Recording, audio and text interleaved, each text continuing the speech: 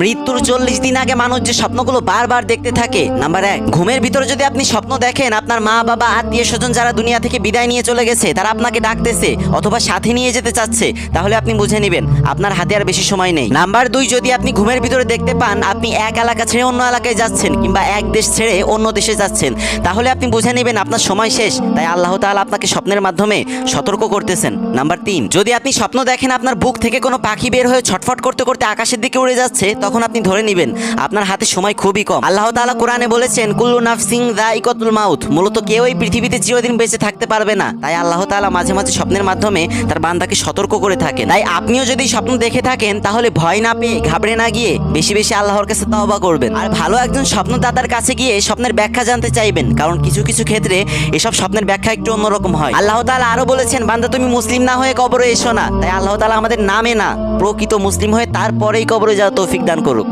আমিন।